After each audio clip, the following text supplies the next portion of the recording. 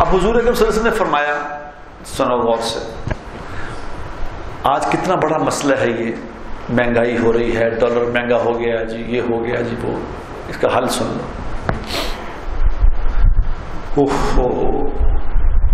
حضور اکرم صلی اللہ علیہ وسلم نے فرمایا کہ اللہ مجھ سے یہ فرما رہے ہیں، اللہ مجھ سے یہ فرما رہے ہیں کہ اپنی اس امت کو بتا دے کہ اے میرے بندو، اللہ کرے اے میرے بندو، تم صبح فجر کی نماز کے بعد اور عصر کی نماز کے بعد کچھ دیر بیٹھ کے مجھے یاد کر لیا کرو، کچھ دیر بیٹھ کے مجھے یاد کر لیا کرو، باقی کا جتنا تمہارا وقت ہے، باقی سارے دن کی تمہاری ساری ضروریات کو میں پورا کر دوں،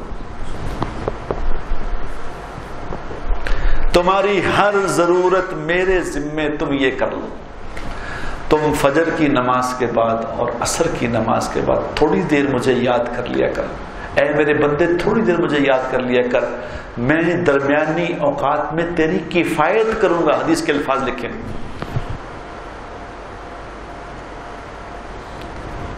اب ہمارے لیے تو نماز پڑھنا مشکل، پہلے تو نماز پڑھنا مشکل، فجر کون، جتنے لوگوں سے پوچھو یار نماز پڑھتے بتا جی الحمدللہ پڑھتا ہوں، فجر نہیں پڑھتا۔ 90% لوگوں سے میں پوچھتا ہوں جی آپ نماز پڑھتے ہیں؟ جی پڑھتے ہیں۔ جی فجر نہیں پڑھتے، یعنی فجر نہ پڑھنے کو کوئی بات ہی نہیں۔ اب جو فجر ہی نہیں پڑھ رہا اسے کیا پتا کہ اللہ کون ہے، وہ کیا کہہ رہے ہیں۔ فجر کے بعد تو روزی، فجر کی نماز کے بعد تو روزی بانٹی جاتی ہے، یہ سویا ہوا ہے،